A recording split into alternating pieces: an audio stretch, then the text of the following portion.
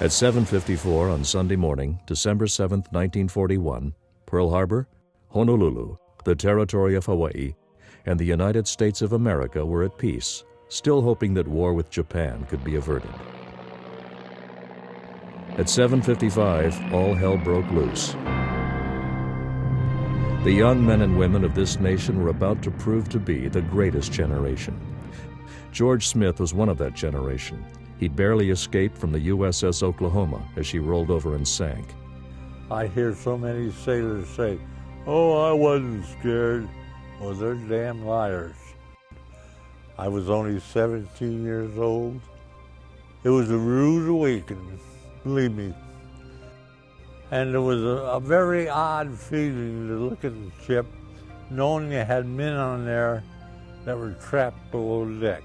To see them stuck trying to crawl out of these little portholes really hurts me. To know that all those men are dead. John Anderson is one of the few who served on the USS Arizona and lived to tell about it. His twin brother remains on eternal active duty aboard that hallowed ship. From what I could gather from the extensive heat and the explosion was a tremendous blast, and it apparently just blew up the forward end of the ship. Of course, all the people caught in that were gone, practically incinerated in the inferno. I think the good man above said, "I've taken your twin, so I'll leave you." What began that day at Pearl Harbor would end September 2, 1945, aboard the USS Missouri in Tokyo Bay. More than 16 million Americans would serve in uniform. More than 1 million Americans would be killed, wounded, or missing in action. Worldwide, more than 62 million people would die.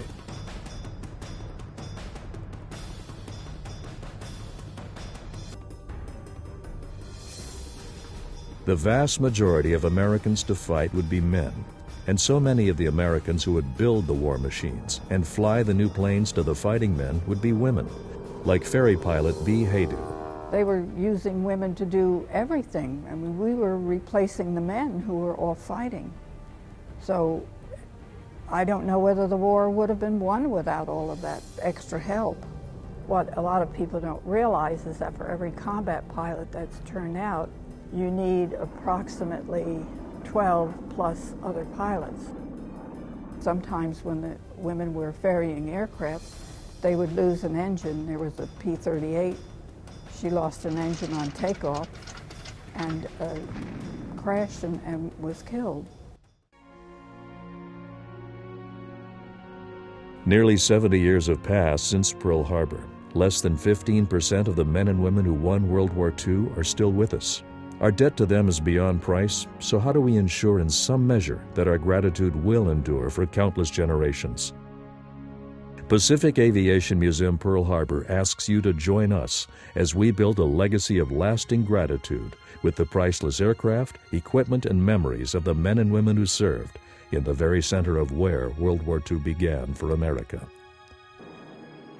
Here on historic Ford Island, a dream to honor the greatest generation became reality on the day of infamy's 65th anniversary as Pacific Aviation Museum Pearl Harbor opened its doors in a building that survived the attack, Hangar 37.